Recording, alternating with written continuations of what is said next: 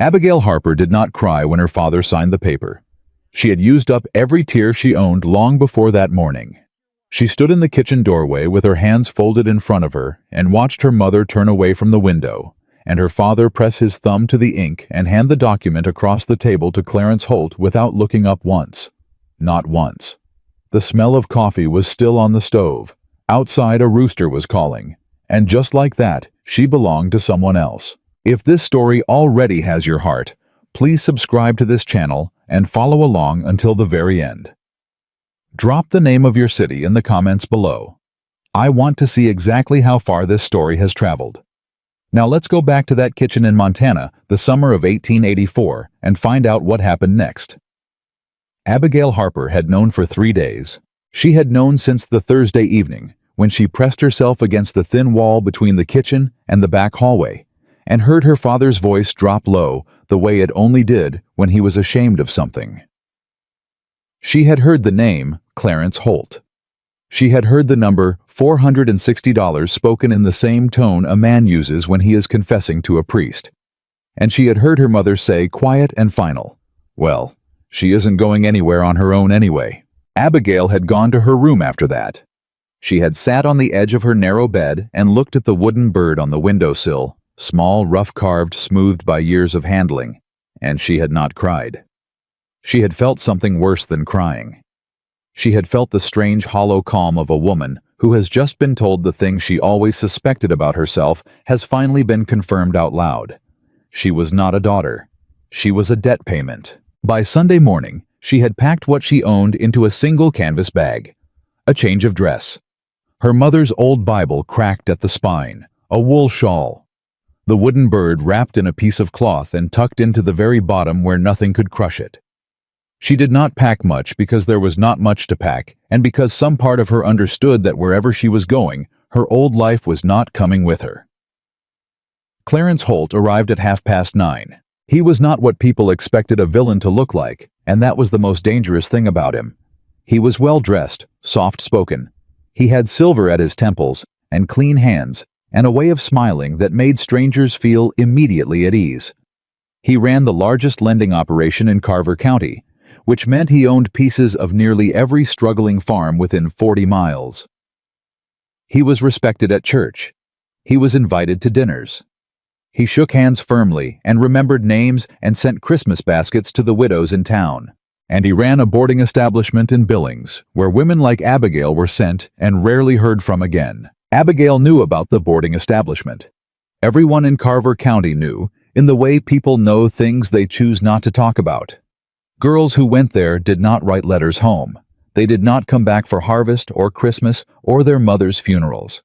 They simply vanished, absorbed into something no one had the courage to name clearly, and the town moved on because moving on was easier than asking questions. She stood in the kitchen doorway and watched Clarence Holt sit down at her father's table and accept a cup of coffee as though he were an ordinary guest, and she felt the calm settle deeper into her chest like cold water filling a well. Her father.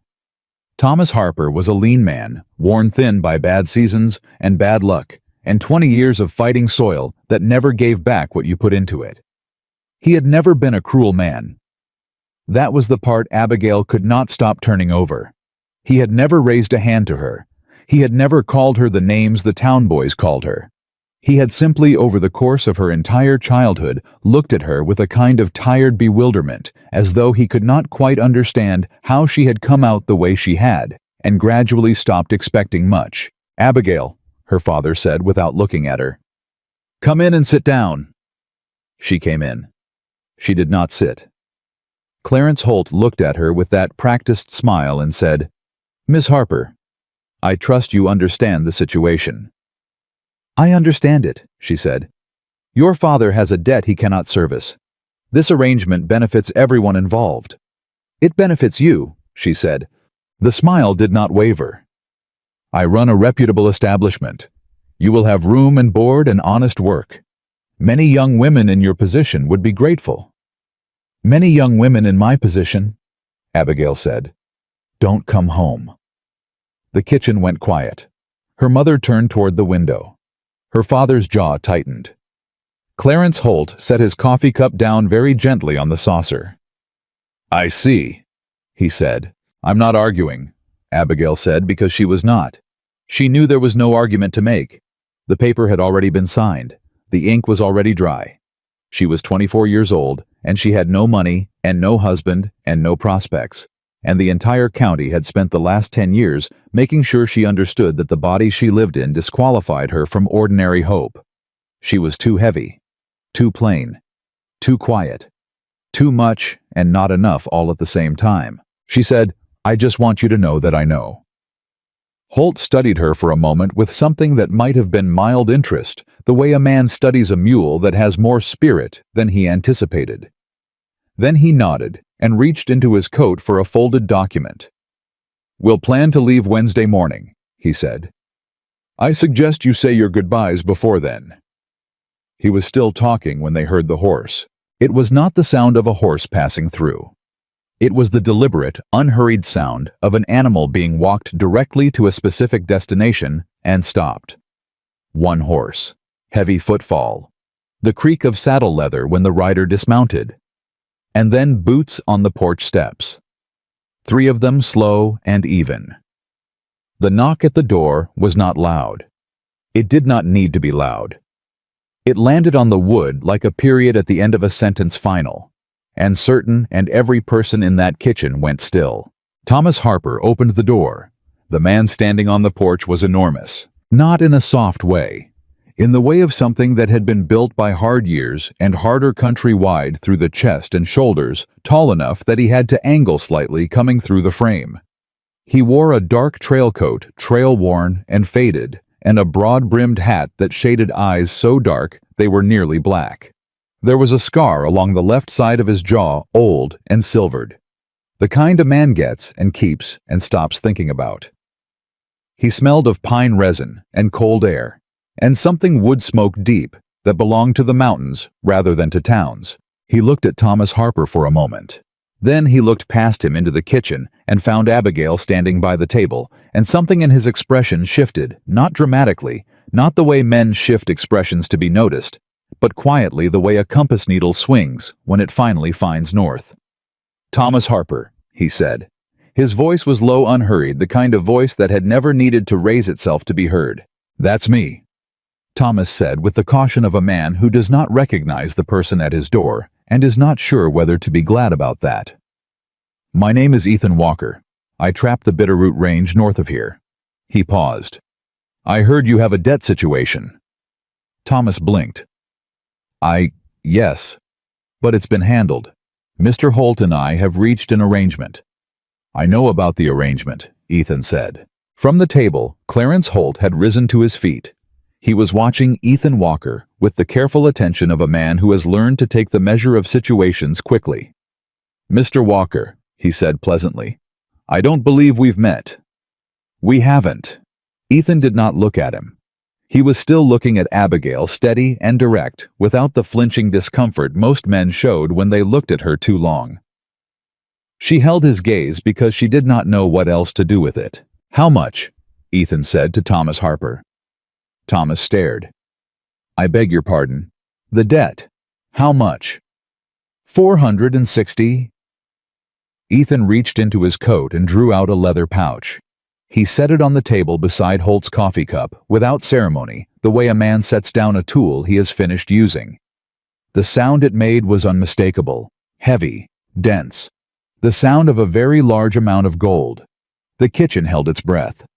"That covers it," Ethan said. It was not a question. Clarence Holt's pleasant expression had not changed, but something behind it had gone extremely still. "Mr. Walker," he said carefully, "this debt has already been contracted." "Contracted debts can be retired," Ethan said. "That's what the word means." "The arrangement has already been." "The arrangement," Ethan said. And now he did look at Holt, and whatever was in his eyes made Holt stop speaking mid-sentence. "Was made without that woman's consent, and it ends this morning." Thomas Harper looked at the pouch on his table. He looked at Clarence Holt. He looked at his daughter standing by the kitchen doorway, holding her own hands, like she was the only solid thing in the room. Something crossed his face that might have been shame, if shame had still had any room left to grow in him. The debt would be retired, he said quietly, if the full amount is there. Count it, Ethan said. Holt did not count it. He looked at the pouch for a long moment, and then he looked at Ethan Walker and made a calculation that every experienced man makes when he encounters something larger and more certain than himself. He reached out and picked up his document from the table and tucked it back into his coat. There will be other arrangements, he said pleasantly to no one in particular. He picked up his hat from the hook by the door with the smooth ease of a man who has never been seen to lose. Good day, Miss Harper. Mr. Harper. He nodded at Ethan. Walker. He was out the door and off the porch before anyone had decided what to say next. The kitchen door swung shut behind him. For a long moment no one spoke. Abigail could hear the rooster outside. She could hear her own heartbeat. She could hear the distant sound of Holt's horse pulling away down the lane and disappearing into the ordinary sounds of a Montana morning. Then her father said very quietly, "What exactly are you proposing here, Mr. Walker?" "Marriage," Ethan said. Thomas blinked. "I'm sorry. I'm proposing marriage to your daughter." He said it plainly, the way he said everything, without decoration or apology. "If she's willing." Abigail's mother made a sound from across the room that might have been a gasp or might have been a laugh, a short, startled exhale of a woman who does not know what to do with the thing she is witnessing. Abigail looked at Ethan Walker standing in her father's kitchen with $460 in gold on the table and his hat in his hand, and those dark eyes steady on her face, and she tried to find the trick in it. She was not naive. She had not been naive since she was old enough to understand what the town thought of her. Men did not ride out of the mountains to rescue women who looked like her. That was not how the world worked. That was not how any of this worked. "Why?" she said. It was the only question that mattered. Ethan held her gaze. "I have reasons," he said. "Good ones, but they'll take more time than your father's kitchen allows for." He paused. "I'm asking you to trust me enough to ride out of here, not because you owe me anything, because where I'm taking you is better than where Holt was taking you, and you already know that." "I don't know you," she said. "No," he agreed. "You don't. You paid an enormous sum of money for a woman you don't know. I paid a debt for a woman who shouldn't have been used to pay one." Abigail studied him.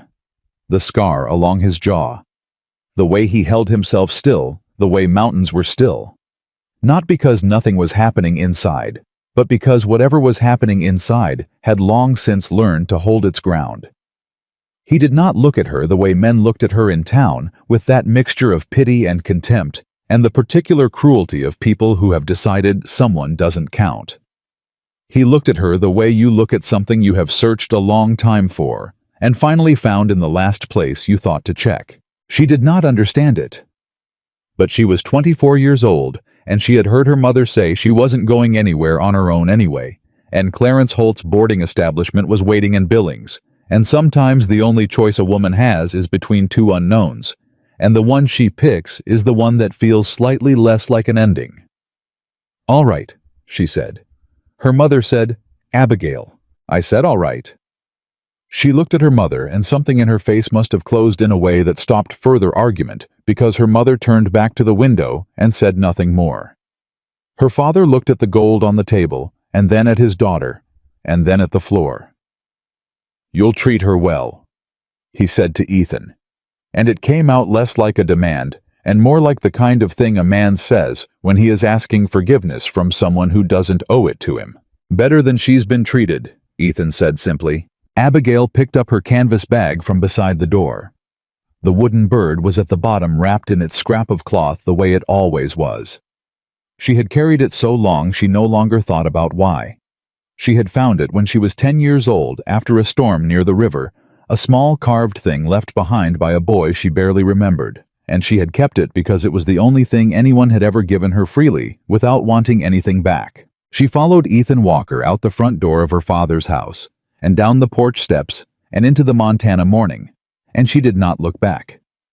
Not because she felt nothing, but because she had learned somewhere in the slow accumulation of 24 years that looking back at people who have already turned away from the window is a habit that will hollow you out if you let it go on long enough. Ethan's horse was a big gray animal, broad-backed and calm. He checked the saddle without comment, then turned and held out his hand to help her up.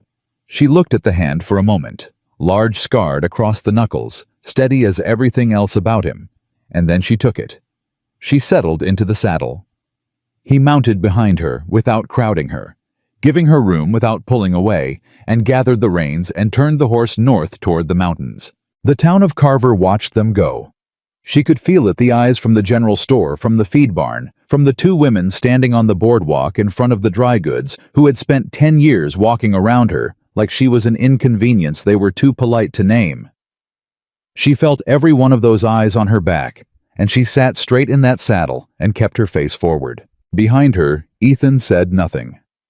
He did not fill the silence with reassurances or explanations, or the kind of nervous conversation men make when they are trying to manage a woman's uncertainty. He simply rode steady and unhurried, and gradually the rooftops of Carver dropped behind the tree line, and the road narrowed, and the pines closed in on either side, and the air changed cooler, sharper, carrying the green smell of altitude and moving water. Abigail had never been this far north. She had never been anywhere, really. The Harper farm was her whole world, its thin soil and leaning fences, and the kitchen that always smelled of whatever they were trying to stretch into enough for the week. She had never imagined that past the tree line the country opened up like this, wild and enormous and indifferent in the way only beautiful things can be indifferent. "How far?" she said. "2 days' ride," Ethan said behind her. "We'll camp tonight. And then my homestead. It's not a fine house, but it's solid, and it's safe." She turned this over. "What do you expect from me when we get there?" He was quiet for a moment, the kind of quiet that meant he was choosing his words rather than avoiding the question. "Nothing you don't choose to give," he said finally.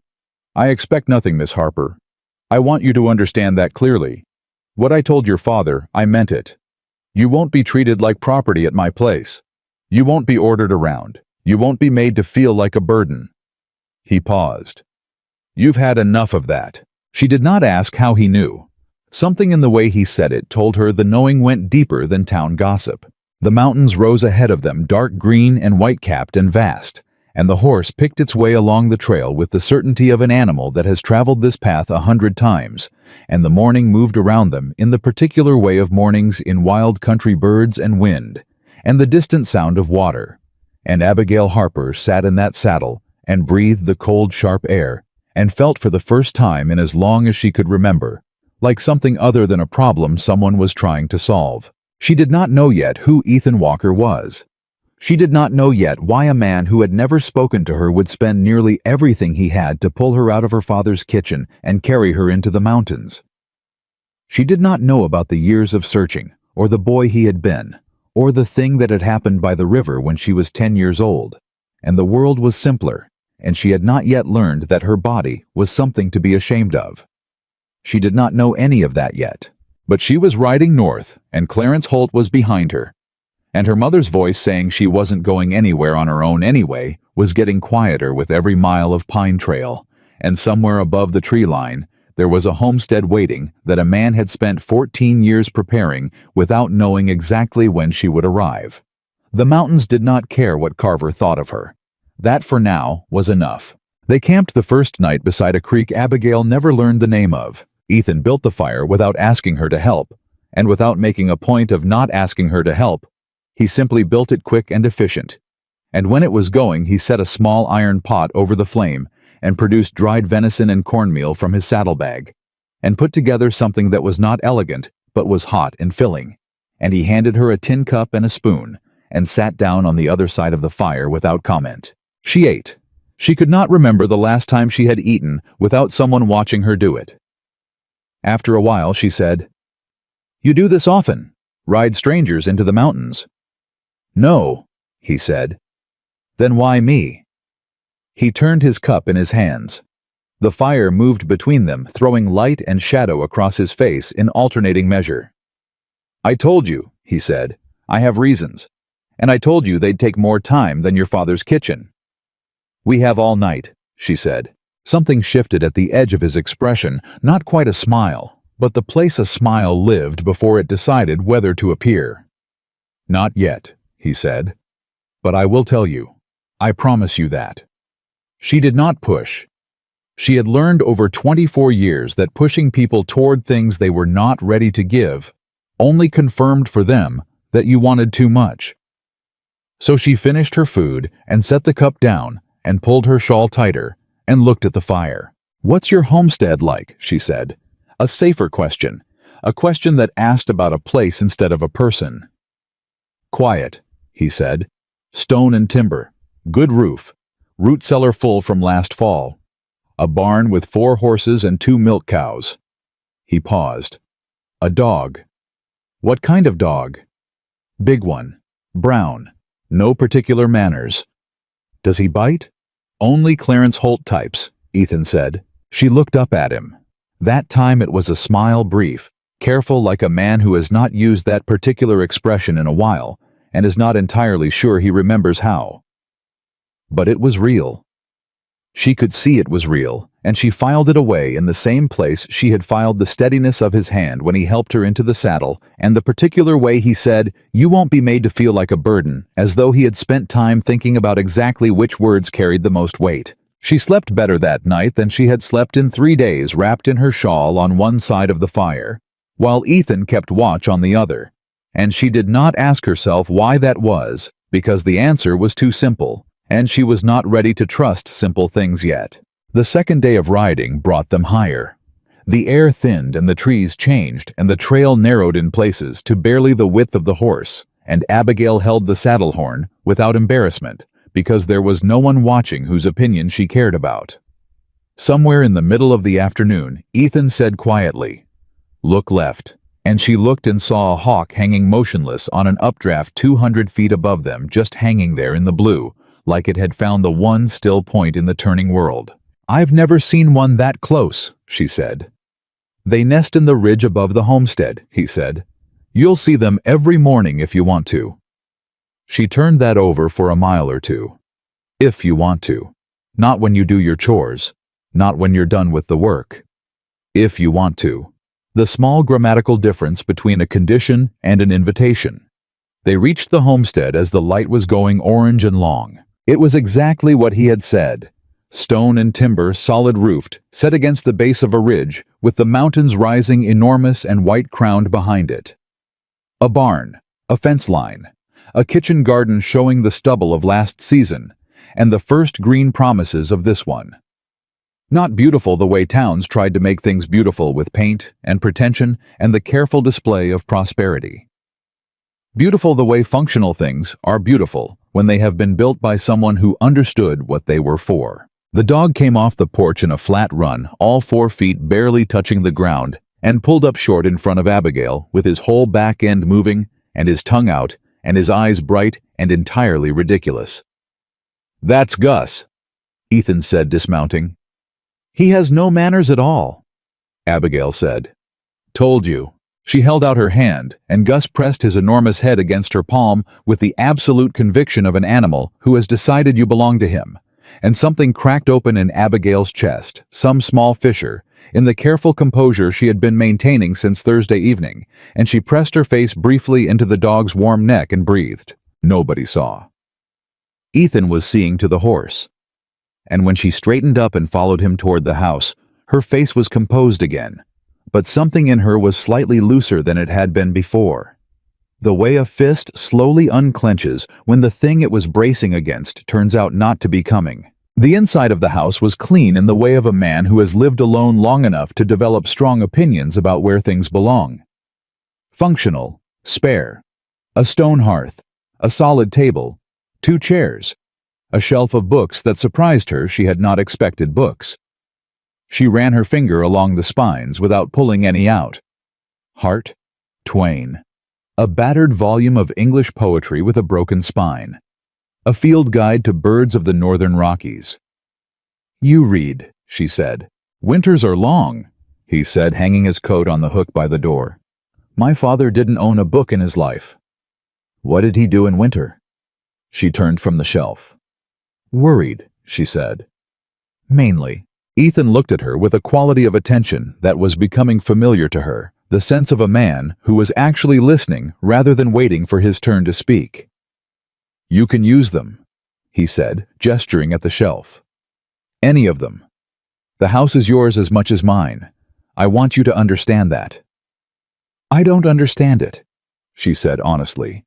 I know, he said, but you will. But the first week was a kind of careful choreography, both of them learning the shape of each other's habits, the way you learn the layout of an unfamiliar room in the dark slowly by feel, finding the edges without breaking anything. Ethan rose before light and was gone to check his trap lines before she woke. He left coffee on the stove. Every morning, without exception, he left coffee on the stove, and Abigail did not understand why that particular thing undid her slightly more than it should have, except that it was a daily small decision to account for her, and she was not used to being accounted for. She found her way into the rhythms of the homestead, with the deliberate efficiency of a woman who has spent her whole life being told she is useless and has spent that same life proving otherwise in secret. She knew how to cook. She knew how to preserve and pickle and render and smoke. She knew how to mend and patch and make things last 3 seasons longer than they were designed for. She took over the kitchen without asking permission because the kitchen needed taking over and she needed something to do with her hands. The first morning she cooked breakfast before Ethan came back from the trap lines, and when he pushed through the door and stopped at the smell eggs and salt pork and fresh cornbread. Real cornbread. Not the dry gray approximation her mother used to make. He stood there for a moment in the doorway with an expression she could not quite read. Sit down, she said, before it gets cold. Before it. He sat. He ate. He did not offer the reflexive, empty compliments that men offered women's cooking as a form of management. He said after a long silence, I haven't eaten like this since, and then stopped and finished the sentence differently than he had started it in a long time. She filed that away too. He began teaching her things in the afternoons, not because she asked, but because one day she was watching him clean a rifle on the porch table, and she leaned in slightly to see what he was doing, and he glanced at her and said without preamble, You want to learn how to do this? Yes, she said, because she did. He was a good teacher. Patient without being condescending. He did not assume she could not do things he demonstrated once clearly, and then handed the task over and let her work through it and corrected only what needed correcting. He taught her to clean and load the rifle. He set up targets at the fence post and showed her how to hold and breathe and not fight the recoil. The first time she hit the post, he said, "Good," with the same tone he used for everything direct without inflation, and it meant more than any elaborate praise would have. He taught her to read the trail signs around the homestead, which prints were deer and which were elk, and which were the mountain cat that came down occasionally and needed watching. He showed her how to check the root cellar for air and moisture. He taught her which plants along the creek were edible and which would make a person profoundly regret their choices. She taught herself things he did not teach her. How the homestead breathed the sounds it made, settling at night, and the sounds it made when the wind came down off the ridge a certain way. Where Gus liked to sleep and how he sounded different when he was dreaming from how he sounded when he had actually heard something. The way Ethan's shoulders sat differently when something was bothering him lower and closer in, as though he were containing something rather than carrying it. One evening, 3 weeks in, she was coming back from the creek with a bucket of water, and she heard voices. Or rather, one voice, because Ethan's voice was the only one she could make out. Low and careful the way it always was. She came around the side of the barn and found him with 2 men on horseback she had never seen, and the whole configuration of the meeting. The angle of the horses, the distance kept the way Ethan had positioned himself between the riders and the house, told her everything she needed to know about whether this was a social call. She walked forward without slowing down. Ethan turned his head at her approach, and something in his posture eased almost imperceptibly, the same small recalibration a man makes when backup arrives from a direction he had been watching and hoping for. "Abigail," he said, "go inside." "I just came from the creek," she said pleasantly, and kept walking until she was standing beside him, close enough that the riders could see clearly she was not going anywhere. The taller of the two men was watching her with the particular kind of assessment that made her skin want to crawl off her body. "Your woman's got opinions," he said to Ethan. "She does." Ethan agreed without any particular inflection. "Mr. Holt sends his regards," the man said. "He wants you to understand that the arrangement you disrupted had certain—" "Tell Holt," Ethan said, "that the debt is paid. There's nothing else to discuss." He said it with the same tone he used to say good. The tone of a man who has made a decision and is not interested in relitigating it. The two men looked at each other. The taller one brought his horse forward half a step and said lower, "That woman carries legal interest in a property. She carries her own name," Ethan said. "Same as anyone. You ride off my land now, and you tell Holt that if he sends men up here again, I will come down and have the conversation in Carver in front of everyone who knows his name." The quiet that followed was the kind that has weight. The two men left. Abigail watched them go until they were through the trees and out of sight, and then she turned to Ethan and said, "What property?" He looked at her steadily. "Your father's land. What about it?" "There may be silver," he said, "beneath it. Holt thinks so. Possibly he's had someone survey it quietly." He paused. "When you married me, the legal interest in your family's land passed through you. Holt needs your signature to claim it." She absorbed this. "So he wasn't just sending me to Billings?" "No," Ethan said. "He was going to use you to get the signature, and then—" He stopped. "And then what?" she said. He looked at her, and in his face she saw the thing he had been working out how to tell her for weeks, the full shape of what Clarence Holt had intended, and what he had ridden out of the mountains to stop. "And then he wouldn't have needed you anymore," he said. The evening air moved around them. Gus pressed against her leg from somewhere she hadn't noticed him arrive, warm and solid and present. Abigail said nothing for a long moment. She thought about her father's kitchen and the document on the table, and her mother turned toward the window. She thought about the wooden bird at the bottom of her canvas bag. She thought about the boarding establishment in Billings, where women like her were sent and not heard from again. And she thought about the silver under the ground her family had broken themselves on for 20 years without knowing what they were standing on. Then she said, "He's going to come back." "Yes," Ethan said, "with more than two men." "Likely." She looked at him. "Then we need to be ready." He studied her face, reading her the way she had learned he read everything with the careful attention of a man who does not make assumptions. Whatever he found there seemed to settle something in him. "Yes," he said again. "We do. She picked up the water bucket she had set down at the edge of the conversation and walked toward the house. At the door she stopped and said without turning around, "Ethan." "Yeah." "Thank you," she said, "for telling me the truth." He was quiet for a moment. Then he said, "I should have told you sooner." "You told me now," she said. "That's enough." She went inside. The fire needed building, and there was a pot that needed starting, and there were 2 cups to get out for the coffee. That would be ready by the time Ethan came in from seeing to the horses, and Abigail Harper set about the business of the evening, with the quiet, deliberate competence of a woman who had spent 24 years being told she did not amount to much, and had spent every one of those years quietly becoming someone who could handle whatever came next. She did not know yet what she was about to find in the old belongings stored beneath the eaves. She did not know yet that the wooden bird at the bottom of her canvas bag was about to change everything she thought she understood about why she was here. But she was learning. She was learning the mountains and the homestead, and the man who had ridden into her father's kitchen with gold and silence and a steadiness she had never encountered in anyone before. And she was learning slowly, like a plant, learning toward light. It has never been sure it deserved that capable was not the same as unlovable, and that a man who left coffee on the stove every single morning without being asked was communicating something that had no adequate word in the English language, but felt, if she was very still and very honest, something like being chosen. The box was not hidden. That was the thing Abigail kept coming back to afterward. It was not hidden at all.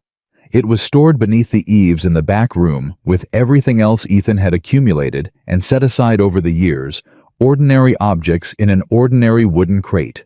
The kind of accumulation that happens when a man lives alone in one place long enough. Trapping equipment.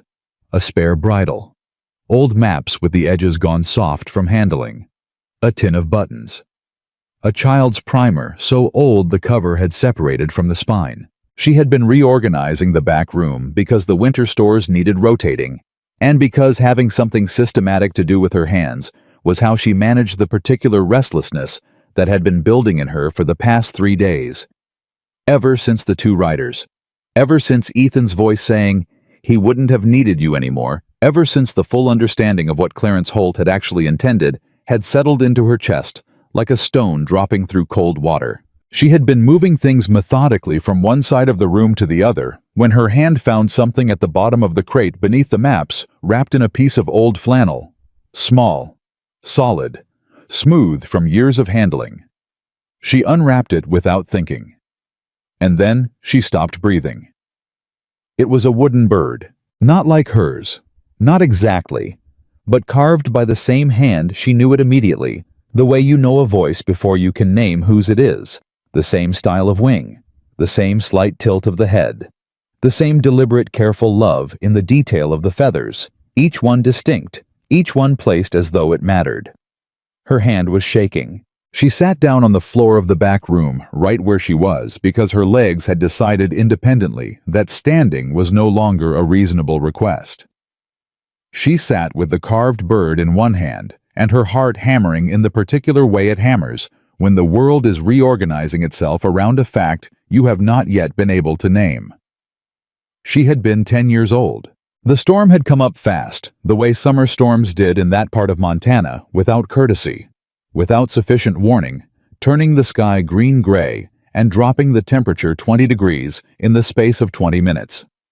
She had been too far from home following the creek, the way children follow creeks without thinking about how far they have gone, and when the rain hit, it hit hard, and the water came up fast, and she had scrambled onto a rock, and the rock had become an island, and she was cold and frightened and completely certain she was going to die there. He had come out of the trees, a boy. 15, maybe 16, already wearing the serious face of someone who had grown up faster than was quite fair. Tall for his age, dark eyes. A scar she hadn't understood the origin of along his jaw, still new and pink. He had waded out to her rock without hesitation, the water to his thighs, and lifted her off it and carried her to higher ground and sat with her under the best shelter he could make from what the forest offered while the storm wore itself out. He had not said much. She remembered that. He was a quiet boy, a keep-to-himself boy, the kind the other boys in Carver called strange, because he came from up in the mountains and didn't know the social codes that town boys ran on. But he had sat with her through the whole storm, and when it was over, he had walked her to the edge of the Harper property and made sure she could see the house lights before he turned back. And before he left, he had pressed something into her hand. A small carved bird made from a piece of pine, still warm from his coat pocket. "Keep it," he had said. "So you remember you found your way through." She had kept it for 14 years. She had kept it through every humiliation the town could produce, through every season of her mother's sighing, and her father's bewildered disappointment, and the particular cruelty of women who called themselves neighbors. She had kept it because it was the only thing anyone had ever given her, without wanting something back, and because somewhere in her 10-year-old heart, she had decided it was proof small and wooden, and easily lost, but proof that she was worth sitting with in a storm. She was still sitting on the floor of the back room when she heard Ethan's boots on the porch. She heard him come through the front door. She heard him hang his coat. She heard the pause when he found the main room empty and the kitchen quiet, and then his footsteps crossing toward the back. He appeared in the doorway and took in the scene: Abigail on the floor, the open crate, the flannel wrapping beside her knee, and his face changed. Not dramatically. But she knew his face now after weeks of reading it, and she saw the exact moment he understood what she was holding. He went very still. "Sit down," she said. Her voice came out steadier than she felt. He sat on the crate across from her forearms on his knees, watching her with those dark eyes that had always felt, from the very first morning in her father's kitchen, like they knew something they were waiting for the right moment to say. She held up the bird. He did not look away. "You were there," she said. "By the river. When I was 10. A long silence.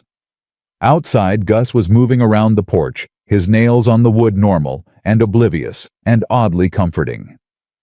"Yes," Ethan said. One word. But she heard 14 years in it. "You recognized me," she said. "When you heard about the debt. When you came to the farm." "Yes." "How long had you—" She stopped. Started again. "How long had you known where I was?" He was quiet for a moment, and she could see him deciding how much of the truth was owed right now, and how much he had been carrying alone so long it had become part of his structure. "I looked for you," he said. "After that day. I was a trapper's son. We moved around, followed the lines. By the time I came back through Carver County, you were grown, and your family had moved the farm further out, and I—" He stopped. "I found out where you were about 2 years ago. I kept my distance because I didn't have a reason to walk up to a woman I'd met once when she was a child and say—" He stopped again. "Say what?" Abigail said. He looked at her directly. "Say that I thought about that day more than made sense. That I thought about a little girl on a rock in a storm who said thank you before I even reached her, who held on to that bird like it was the most important thing she owned. That I—" His jaw tightened. "I didn't have a right to any of that, so I stayed away. Until Holt," she said. "Until I heard what Holt was planning," he said. "And then I didn't stay away." She turned the carved bird over in her hands. She looked at her own bird in her canvas bag across the room and back at this one, its twin kept all these years on the other side of the same silence. "You carved 2 of them," she said. "I kept one," he said. "Foolish, I reckon, but I kept one." She looked at him across the small space of that back room, this large, quiet, scarred man who had waded into a flooded creek for a frightened child and then spent 14 years carrying a carved bird in a crate under his eaves because he didn't know what else to do with the feeling. This man who had spent nearly everything he owned to pull her out of her father's kitchen, who had left coffee on the stove every morning and taught her to shoot and said nothing, you don't choose to give, and meant it every single time. "Ethan," she said. "Yeah." "Why didn't you just tell me?" He looked at the floor for a moment. "Because I was afraid," he said, and it came out plain and simple the way a man admits a true thing when he has decided the truth is more important than his dignity. "I was afraid you'd think the whole thing was that I was something to be afraid of. A man who tracked a woman down and paid for her freedom and then expected—" He shook his head. "I didn't want you to feel like you owed me anything. I didn't want the truth to feel like a debt." She stood up. Her legs were steadier now than she expected. She crossed the small room and held out the carved bird, his bird the one from the crate, and when he reached for it, she kept her hand around his and held on. He looked up at her. "It doesn't feel like a debt," she said. "It feels like the longest way around to something that was always going to happen." His hand was very still under hers. She could feel the tension in it, the careful, disciplined stillness of a man who had spent years being certain about everything and was suddenly not certain about this. "Abigail," he said low. "Don't," she said. "Don't talk yourself out of it. I've watched you do that for weeks, and I am tired of watching it." Something broke open in his face. Then, quietly, the way ice breaks in spring, not all at once, but in a widening fracture that can't be taken back, and he turned his hand under hers and held on. They stayed like that in the back room while the light moved through its afternoon stages, and Gus gave up on the porch and came to lie against the door with a heavy sigh, and neither of them said anything more, because nothing more needed saying right then. Some things arrive quietly and completely, and the only proper response is to hold still and let them land. It was Abigail who heard the horse first. She pulled back and looked at Ethan and saw in his face that he had heard it too. Not one horse. Several. Moving fast, not the careful pace of someone uncertain of the trail, but the hard, deliberate pace of men who had been here before and knew the way. "How many?" she said. He was already on his feet, moving to the window of the front room. 5, he said. Maybe 6. Holt. Not Holt himself. His men. He turned from the window and his voice had shifted, not afraid, not even particularly agitated, but focused in a way she had not heard before, stripped of everything except function. There's a rifle under the bed. 2 loaded. Get them both. She was already moving. She got the rifles from under the bed and brought them to the front room and handed one to Ethan without being asked. And he took it and checked the load with the automatic competence of a man who has been doing that since before he could read. Outside, the horses had slowed. She could hear them through the walls, the creak and stamp of animals pulled up short, the murmur of men's voices arranging themselves. Stay behind the wall, Ethan said. I'm not going to stand behind a wall, she said. He looked at her with the look she was beginning to understand meant he wanted to argue and had decided not to. At least, he said, stay to the left of the door. She moved left of the door. The knock when it came was not polite. It was the knock of men who are not asking. Ethan opened the door. There were 6 of them on horseback in the yard, and the man in the front was not one of the 2 from before. He was younger, harder-eyed, with the look of someone who had been hired specifically for situations where subtlety had been retired as an option. He was holding a document. Walker, he said. Mr. Holt requires the woman's signature on this land transfer. He's asked me to communicate that this is his final courtesy request. Is it? Ethan said. It is. After this, the next conversation happens in a courthouse, or somewhere less comfortable than that. Let me see the document, Abigail said. The man's eyes moved to her. He took in the rifle in her hands with a slight recalibration of his expression.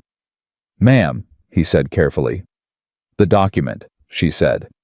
Let me see it. He leaned forward and held it out. She crossed the porch and took it from him, and read it with the deliberate attention of a woman who had been reading whatever she could get her hands on since childhood. Because when you grow up, being told your body disqualifies you, you make a weapon out of your mind instead. It was a land transfer. Clean legal language precisely drawn. Her signature in the space provided would transfer all interest in the Harper property, 160 acres of what was apparently silver-bearing Montana Territory land, to the Holt Land and Credit Company of Billings. She folded it in half. She looked up at the man on the horse. Tell Mr. Holt, she said, that I have read his document. Tell him I understand exactly what it says. And tell him that when I am ready to have a conversation about my property, I will have it in a county courthouse with a territorial lawyer present and a record made of every word. She held the folded document back out to him. Not like this. The man did not take it immediately. He looked at her, really looked at her, the way people sometimes looked when the thing in front of them refused to behave according to what they expected of it. Then he took the document. Mr. Holt will not be pleased, he said. Mr. Holt, Abigail said, has not once in this entire situation behaved in a way that was designed to please me. So I think we're even. Beside her, she felt, rather than heard, Ethan the slight shift of weight, the tension across his shoulders, that was not fear, but readiness. The posture of a man who is very prepared, and very willing, and very much hoping it does not come to that. It did not come to that. The 6 men turned their horses and rode out through the trees, and the yard went quiet again, and Gus came running from wherever he had taken shelter and pressed himself against Abigail's leg with the profound relief of a dog who had briefly feared for everyone. Ethan looked at her. A courthouse, he said. With a territorial lawyer. Yes, she said. You know a territorial lawyer. I know how to find one, she said. I know how to read a land document, and I know what rights I have, and I know that Holt has been operating on the assumption that the women he targets don't know those things. She looked at him. He was wrong about that. Ethan was quiet for a moment, the way he was quiet when he was absorbing something. Then he said, We need to go to Carver. I know. Holt has people there. Friends. The kind that wear badges and sit on councils. I know that too, she said. That's why we need to go before he has time to prepare.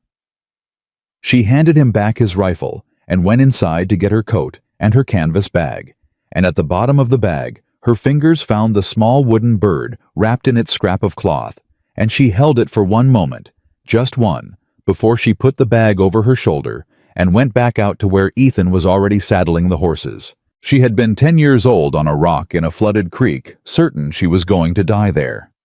A boy had waded out and carried her to solid ground and stayed until the storm passed and handed her something to hold on to.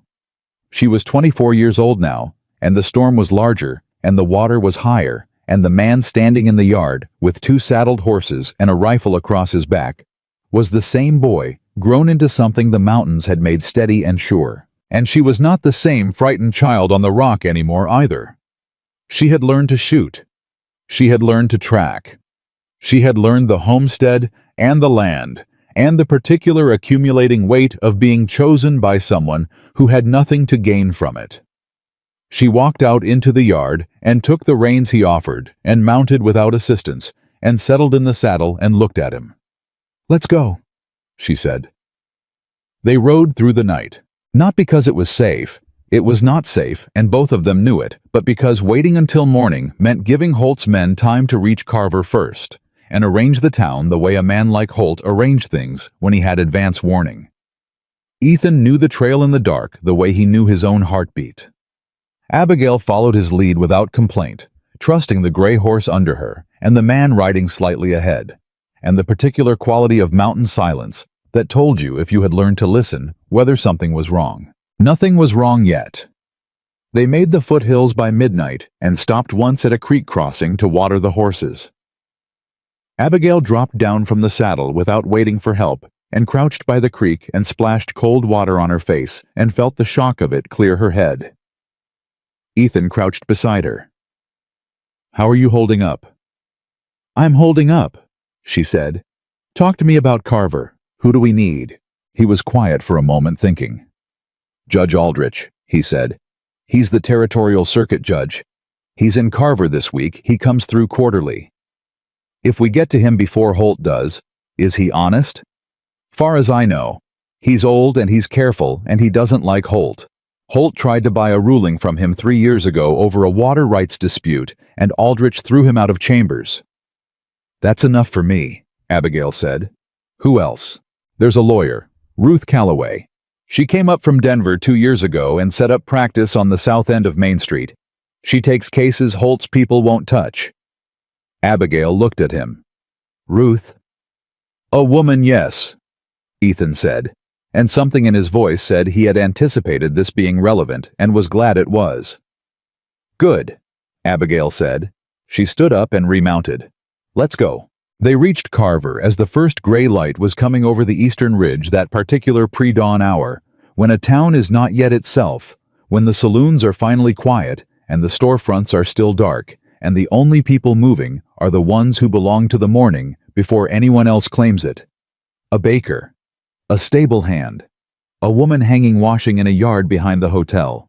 Ethan took the horses to the livery at the north end of town, and Abigail walked straight to the south end of Main Street and found the door with R. Calloway, attorney at law, painted on the glass, and knocked. A light was already on inside. The woman who opened the door was perhaps 40, with sharp dark eyes behind round spectacles, and the look of someone who had decided a long time ago that she was not going to apologize for taking up space. She looked at Abigail, really looked the way women who have themselves been underestimated look at other women, reading the whole story in the set of the shoulders and the quality of the exhaustion and the particular grip of the hands. "You'd better come in," Ruth Calloway said. Abigail came in. She laid it out cleanly the way she had organized it in her head during the night ride, the debt, the paper her father had signed, the boarding establishment in Billings, Ethan's intervention, the marriage, the silver, the land document Holt's men had ridden up the mountain to get her signature on. She spoke without dramatizing it, because the facts were dramatic enough on their own, and because Ruth Calloway was clearly a woman who responded to precision rather than performance. Ruth listened without interrupting. She made 2 notes. When Abigail finished, she sat back and said, "The land transferred to you through marriage?" "Yes." "And your husband paid the original debt in full?" "In gold, in front of witnesses. my father and mother both present. Holt has no legal claim to the property, Ruth said. The debt is retired. Your signature on any transfer would need to be given freely without coercion in front of a notary. She paused. He knows this. Then why? Because he was planning to coerce it, Ruth said simply. And because in his experience women in your position don't know their own rights well enough to refuse. She looked at Abigail over the rim of her spectacles. He miscalculated. He did, Abigail said. Judge Aldrich is at the hotel. He takes breakfast at 7. Ruth was already reaching for her coat. We have 40 minutes. Ethan was waiting outside when they came through the door, and he fell into step beside Abigail without question or comment, which she was grateful for because the town was waking up around them, and the town of Carver had a long memory for Abigail Harper, and she could feel it happening already. Heads turning in the window of the general store, a woman on the boardwalk who had gone to school with Abigail, stopping mid-step to stare. Let them stare. She kept walking. They found Judge Aldrich in the hotel dining room with a cup of coffee and a territorial newspaper. A lean old man with white whiskers and the eyes of someone who had heard every variety of human dishonesty and maintained through long practice a state of permanent mild skepticism toward everything. He looked up at Ruth Calloway and then at the two people behind her and folded his newspaper with deliberate care. Ruth, he said, this is early even for you. I have a land matter that requires your attention before a certain party becomes aware it's being discussed, Ruth said, and sat down across from him without being invited. Abigail sat beside her. Ethan stood because the table had only 2 chairs free, and he was the kind of man who stood.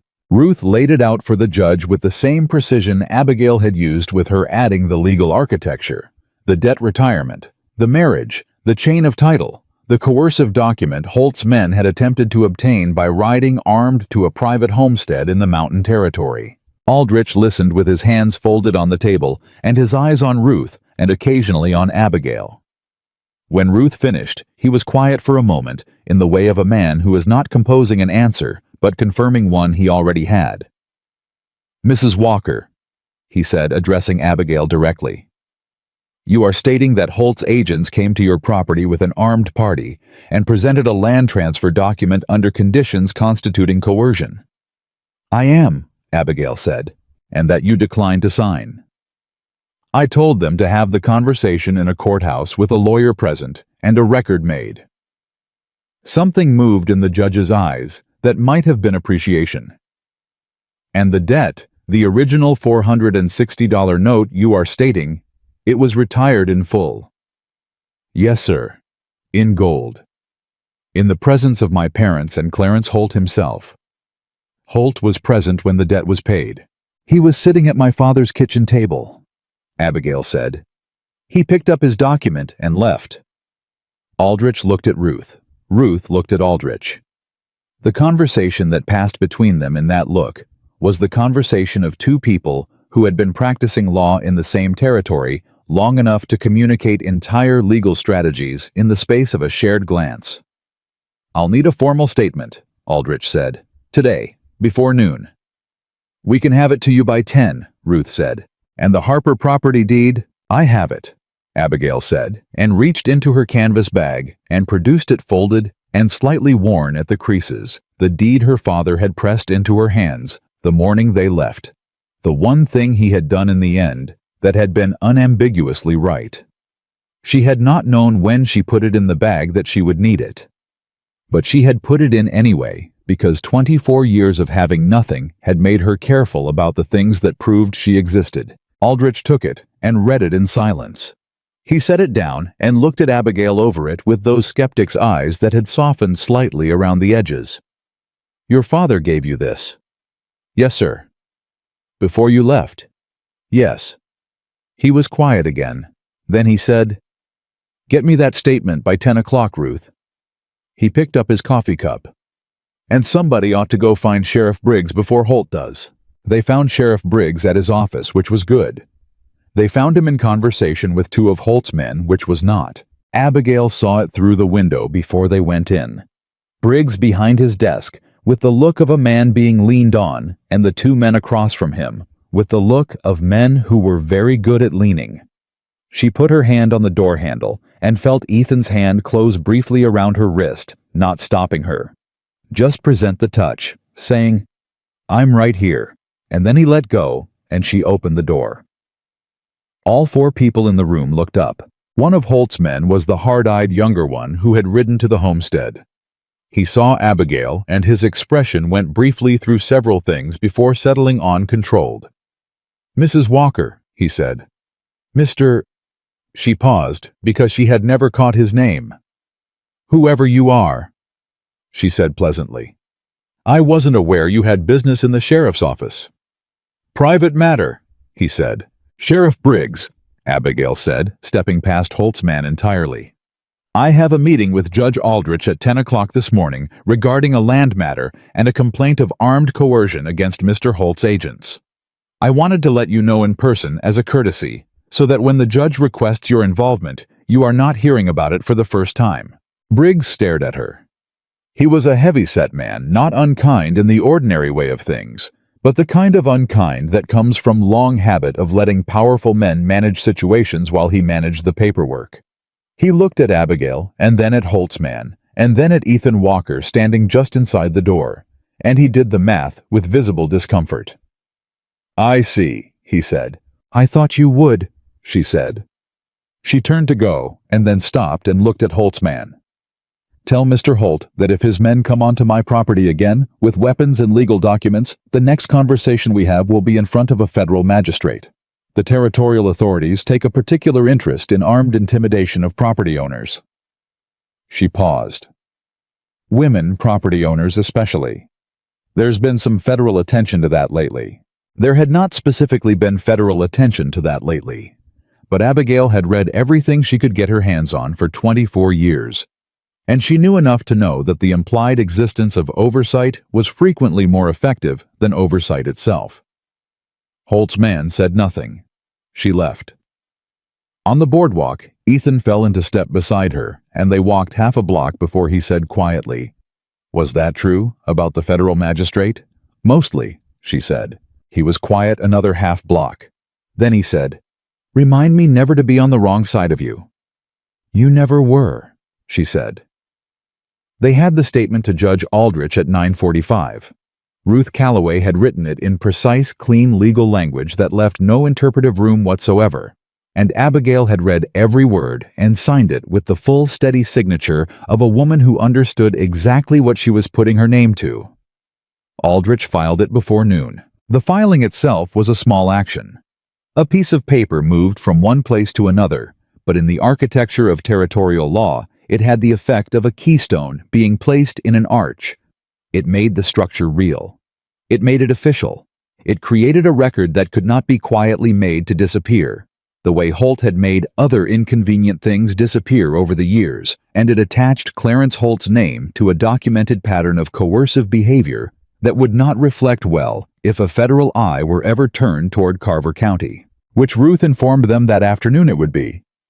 She had sent a letter that morning to a colleague in Helena, 2 actually, and one to a territorial newspaper that had been looking for a specific example of the broader land fraud pattern it had been reporting on in general terms. "You planned this before we arrived," Abigail said. "I have been waiting for someone to walk through my door with a case like this for 2 years, Ruth said. She took her spectacles off and cleaned them with the precise air of a woman who has been patient a very long time and is relieved to finally be moving. "Holt has been operating this way since before I came to Carver. The boarding establishment alone there are women in Billings whose situations are worth a complete investigation, but I needed a documented entry point." She looked at Abigail. "You are a documented entry point, Mrs. Walker." Abigail absorbed this. "You're going after the boarding establishment." "I am going after everything," Ruth Calloway said with the quiet, absolute certainty of a woman who had gone to law school in a building where they had not wanted to let her in and had graduated top of her class anyway. They were preparing to leave town when Holt arrived. He came down Main Street in a carriage which told Abigail everything about who he was. A man who rode in carriages, while other men rode horses. which was the clearest possible signal of what he thought about the difference between himself and everyone else. He stepped down with the practiced ease of a man who has never had to hurry, and walked toward them across the street with that familiar, pleasant expression already arranged on his face. "Mrs. Walker," he said, "I was hoping we might speak." "We're speaking," she said. He glanced at Ethan, measuring the way he had measured him in her father's kitchen, deciding how much of a variable he represented. Then he looked back at Abigail and dropped the pleasantness by one precise degree, showing her the layer underneath it, which was considerably less comfortable. "You've been busy this morning." "I have," she said. "Judge Aldrich is a careful man," Holt said. "Careful men know that territorial matters are complex, that reasonable parties can usually come to reasonable arrangements without—" "Mr. Holt," Abigail said, and something in her voice stopped him mid-sentence cleanly, the way a door stops when it meets its frame. "You sent my father a debt he could not pay. You arranged to take me in exchange, knowing where you were sending me and what would happen when I arrived. You sent armed men to my home to coerce my signature on a document that would have stolen my family's land." She held his gaze. "There is no arrangement. There is a legal record and a territorial judge and a lawyer who has been waiting 2 years for exactly this situation. And there is me standing in the street in Carver with my name on a deed and my signature on a statement, and I am not afraid of you." Holt looked at her for a long moment. The pleasantness was entirely gone now. What was left underneath it was colder and more calculated, and she realized, slightly diminished, the look of a man who has built his entire operation on the assumption that certain people do not fight back, confronting evidence that he was wrong. "You are making a significant error," he said quietly. "I've made errors before," she said. "This isn't one of them." He left. Not quickly. Men like Holt never did anything quickly that could be interpreted as retreat. But he left, stepping back into his carriage with that smooth economy of motion, and the carriage moved off down the street, and Abigail stood on the boardwalk of Carver and watched it go. Ethan stood beside her. He had not said a word through the entire exchange. He had not needed to. His presence had been the whole sentence. After the carriage was gone, he said, "You all right?" "Yes," she said. And then, because it was true, and because she was done letting true things go unsaid, "Better than all right." He looked at her with those dark eyes, and something in them was warm in a way that had nothing to do with management or strategy, or any of the careful distances he had maintained between what he felt and what he showed. He reached out and tucked a strand of hair back from her face with one rough, careful hand, and said nothing. She leaned into the touch for one small moment. Just one. Then she straightened and picked up her bag and said, "Let's go home." They rode back into the mountains as the afternoon light was going long and gold, and behind them, Carver grew small and then disappeared behind the tree line, and the trail narrowed, and the pines closed in, and the air changed, and Abigail Walker, rode straight in the saddle, with her face forward and her hands steady on the reins. The mountains did not ask anything of her that she could not give. They never had. The letter from Helena arrived on a Thursday morning, 6 weeks after they had ridden back up into the mountains from Carver. Ethan brought it in from the trail without comment, the way he brought everything, quietly setting it on the table beside her coffee cup and going to hang up his coat. Abigail looked at the territorial seal on the envelope for a moment before she opened it, because she had learned in the past 6 weeks that good news and bad news both arrived in envelopes, and the only difference between them was what was inside, and you could not know which you were holding until you opened it. She opened it. She read it twice. Then she set it down and sat very still with her hands flat on the table. "Ethan," she said. He turned from the coat hook. "The boarding establishment in Billings," she said. "They've opened a full territorial investigation. Ruth's colleague and Helena filed with the Federal Circuit." She paused. "They've already removed 14 women." He crossed the room and picked up the letter and read it standing. She watched his face as he read the particular stillness that came over him when something mattered more than he was going to say out loud. When he finished, he set the letter down and looked at her. 14, he said. "That they've found so far," she said. "Ruth thinks there are more. He pulled out the chair across from her and sat down. For a moment, neither of them spoke, and the silence was not empty, but full of the 14 women, full of the road Abigail had not taken to Billings, full of what the distance between those two things actually meant when you held it directly. "It would have been 15, Abigail said quietly, not with self-pity, just with the plain arithmetic of it said aloud, because she needed to hear herself say it and not flinch. "It would have been 15, Ethan agreed. She looked at him. "I want to go back to Carver." He did not ask why. He already knew. He had known she thought since the night she stood on the boardwalk and told Clarence Holt she was not afraid of him, known that this was not the end of something, but the beginning of something else, and had been waiting with his characteristic patience for her to arrive at it in her own time. "When?" he said. "Soon," she said. "But first I need to write some letters." She wrote 4 letters that afternoon at the table while Ethan was out checking the lines, and she wrote them with the careful precision she brought to everything that mattered. 1 to Ruth Calloway, 1 to Judge Aldrich, 1 to the territorial newspaper that had picked up the story, and 1 to a woman named Clara Hutchins in Denver, whose name Ruth had mentioned once in passing as someone who had been working on the question of women's property rights in the Mountain Territories for the better part of a decade. She had never written to a stranger before, with the assumption that the stranger would write back. She wrote now with that assumption anyway, because she had learned something in the past 2 months that she had not known before, that the worst they could say was no, and no was not the same as nothing, and nothing was not the same as the end. Ruth wrote back in 4 days. Clara Hutchins wrote back in 8. The letter from Clara was 3 pages long, densely written, practical, direct, and contained 17 questions that told Abigail this woman had been thinking about exactly this problem for a very long time and was extremely interested in the specific fact pattern Abigail represented.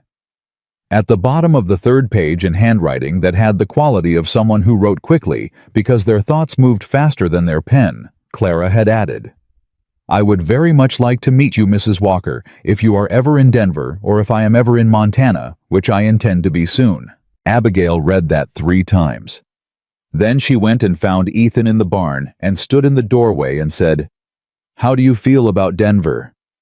He looked up from the bridle he was mending. "When?" "Spring, maybe. Clara Hutchins wants to meet." He turned the bridle over in his hands, thinking which was how he made decisions with his hands, doing something else while his mind worked. "Denver's a week's ride," he said. "I know. Roads are bad in early spring.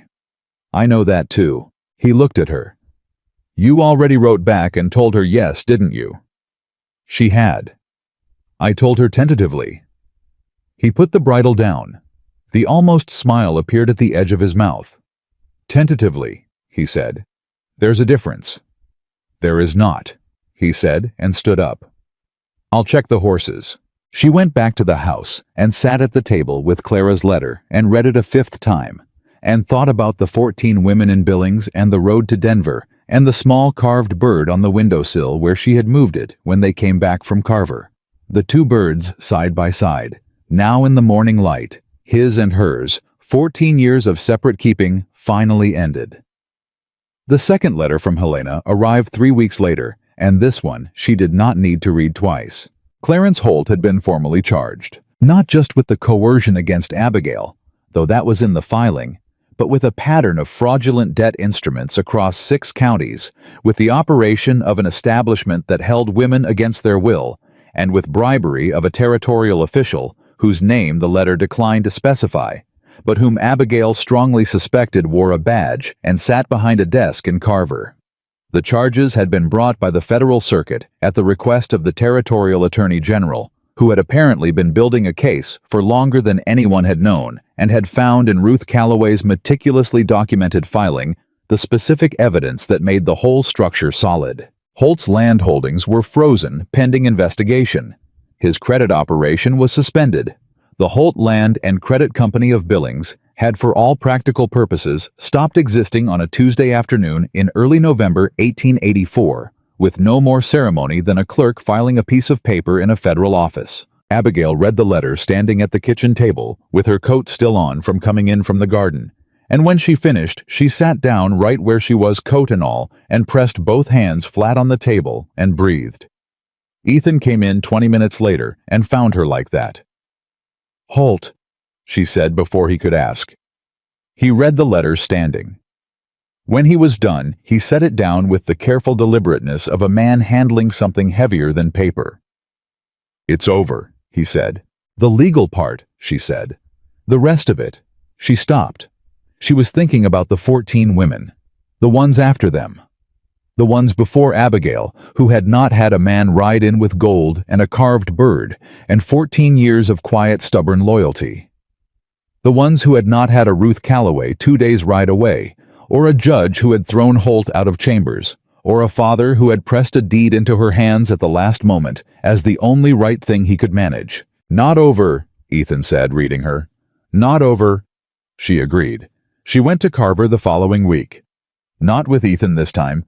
She went with Ruth, the two of them riding into town on a clear, cold morning, and she walked into the bank and into a conversation with the bank's new interim manager. Holt's man was gone, his association with Holt having become suddenly and dramatically inconvenient, and she laid out what she wanted to do with the silver rights on the Harper property. The silver was real. The survey Holt had commissioned, which was now part of the federal evidence file, and which Ruth had obtained a copy of, confirmed it. Not a vast fortune, not the kind of wealth that changed everything, but significant, consistent, the kind of income that, managed carefully, could do specific things over a long period of time. She did not want to sell the rights outright. She wanted a structured arrangement, a percentage of extraction revenue held in trust, administered jointly by her and Ruth, with specific disbursement conditions. The interim manager looked at her across the desk with the expression of a man recalibrating what he had expected this meeting to be. "The disbursement conditions," he said carefully. "What specifically are you intending?" "Debt relief for farm families in Carver County," Abigail said. "Small amounts, enough to keep a family from going under in a bad season. Specifically families with daughters." She paused. "I want a condition in the trust instrument that no debt relief payment can be contingent on any family member's marriage, employment, or relocation." The manager blinked. "That's an unusual condition." "It is," Abigail said. "I want it in writing." Ruth was already writing it. The trust instrument was executed before Christmas. Ruth had the document in her office, and the bank had its copy, and Abigail had hers, and she brought it home and put it in the crate in the back room where she had found Ethan's carved bird, because that seemed like the right place for important things. She found Ethan on the porch when she came back, sitting with Gus and a cup of coffee, in the particular attitude of a man who has done his work and is content to sit with the outcome of it. She sat down beside him and took the coffee cup out of his hand without asking, and drank from it and handed it back. "Done," she said. "How'd it go?" "The way it should have." She looked out at the mountains, which were carrying their first serious snow, white-shouldered and enormous, and entirely indifferent in the way she had come to love. "I put a condition in. No payment can be linked to a daughter's marriage or location." He was quiet for a moment. "You thought of everything." "I thought of my mother saying I wasn't going anywhere on her own," she said. "That's what I thought of." He put his arm around her the way he had learned to do in the past weeks.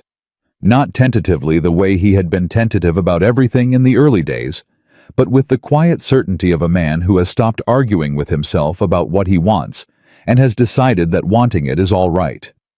She leaned into him and felt the solid warmth of him and the particular safety of someone whose steadiness was not a performance, but a fact. "Ethan," she said. "Yeah. When you were that boy, by the river, did you know that you'd—" She stopped trying to find the right shape for the question. "Did you have any idea you'd be here, that it would come to this?" He thought about it the way he thought about everything, with genuine consideration. "No," he said. "I knew I didn't want to leave. I knew there was something about that little girl on the rock that I don't know. Stayed with me." He paused. "I reckon I didn't know what it meant for a long time." "When did you know?" "When I heard Holt's name attached to yours," he said. "That's when I knew, because I couldn't not go." She turned that over, feeling the weight of it, the specific and absolute quality of I couldn't not go. Not I chose to go. Not I decided. Couldn't not. The grammar of something that had no option in it, that was simply true, the way gravity was true. I kept the bird for 14 years, she said. I didn't know why. You kept it because it meant someone had stayed, he said. Even when the storm was bad and there was no good reason to stay. She was quiet for a moment. Then she said, "Ask me." He looked at her. "What?" "Whatever you've been working up to asking me," she said. "For the past 3 weeks. I can see you doing it. Ask me." He was very still for a moment. Then he reached into his coat pocket and brought out something small and set it on the porch railing between them. A ring. Simple and plain silver, the kind a man makes himself when he has learned to work metal the way he had learned everything else, with patience and with care, and without ornamentation that wasn't earned. "I know we're already married," he said. "On paper. For reasons that weren't—" He stopped. "I want to ask you again." "Right. For the right reasons. Without Holt's name in the room, and without your father's debt on the table." He looked at her directly. "Abigail Harper. Will you marry me? Because I want you here. Because I have wanted you here since I was 16 years old, standing in a flooded creek, even if I couldn't have named it then. Because you are the most capable, the most honest, the most—" He stopped himself, started again simpler.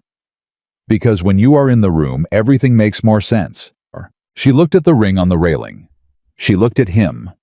She looked at the mountains carrying their snow, and at Gus asleep against the door, and at the 2 carved birds visible through the window on the sill, side by side in the light. She thought about the kitchen in Carver, and her mother turned toward the window and her father's thumb on the ink. She thought about the rock in the flooded creek, and the boy who came out of the trees without being asked. She thought about the back room and the flannel-wrapped bird, and the moment she had looked across at him and said, "It feels like the longest way around to something that was always going to happen." She picked up the ring. She put it on her own finger, which was the most Abigail Harper thing she had ever done, and then she took his hand and held it. "Yes," she said. "For the right reasons. Because when you are in the room, I remember who I am. And that is not a small thing, Ethan Walker. That is everything."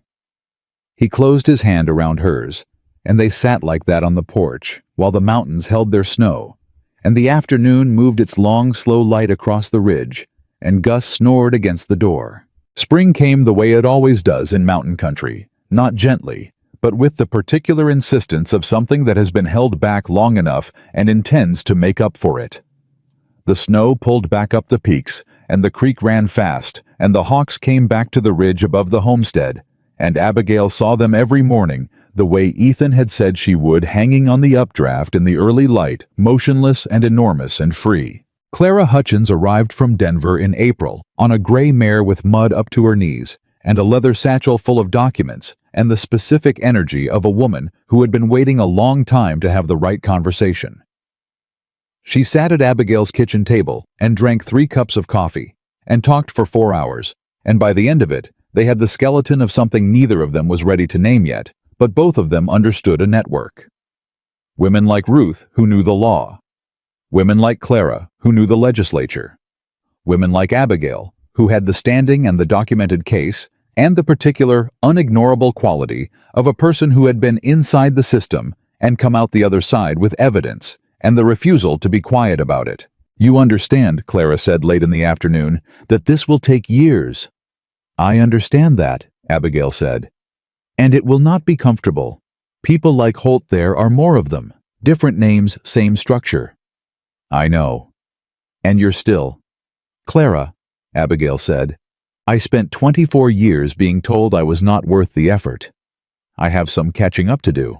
Clara Hutchins looked at her for a moment with the expression of a woman who has been collecting certain kinds of people for a long time and has just found a very good one. Then she picked up her pen and wrote something at the top of the first document. They worked until the light was gone. Ethan made supper without being asked, and fed Clara and her horse, and made up the spare room, and said very little, which was exactly right. He had understood from the beginning that what was happening at the kitchen table was not his to manage or participate in, only to support, and he supported it the way he supported everything, with steady, unassuming competence and the absolute absence of resentment. She caught him watching her from the doorway while she and Clara were still talking, and the look on his face was the look she had come to know as his version of everything. The face of a man who had spent 14 years carrying a small carved bird in a crate, and was sitting on the other side of having that be enough. Clara left in the morning. She would be back in 3 months. There were meetings to arrange and people to contact, and one particularly important conversation to have with a territorial legislator who had, according to Clara, a wife who had a history with exactly this kind of situation and was ready to be useful if approached correctly. Abigail stood on the porch and watched Clara ride out through the trees, and then she stood there for another minute in the April morning with the hawks on the updraft and the creek running below and the whole enormous, indifferent, beautiful country laid out around her. Ethan came and stood beside her with 2 cups of coffee and handed her one. She took it. "Well," he said. "Well," she agreed. They stood there together in the morning. The mountain man and the woman the town had called too heavy and too plain and too old and too much and not enough. The woman they had handed over like a debt payment on a Tuesday in the summer of 1884. And the mountains did not care what Carver had thought of her.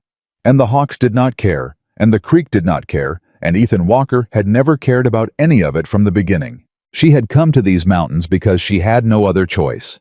She had stayed because she had found in this high and unforgiving country the one thing 24 years of being told she was not enough had nearly succeeded in convincing her did not exist. Proof in the coffee on the stove every morning, and the rifle lesson at the fence post, and the carved bird kept in flannel under the eaves for 14 years. Proof in a man who had waded into a flooded creek for a frightened child and never stopped showing up in every form that showing up could take for the rest of her life. A woman's worth is not a matter of other people's opinions. It never was. It is the thing that remains when every opinion has been stripped away. The competence, the courage, the refusal, the love that is given freely and received without condition. Abigail Walker stood on her porch in the Montana mountains and knew this to be true in her bones, and that knowledge was not something anyone was ever going to take from her again.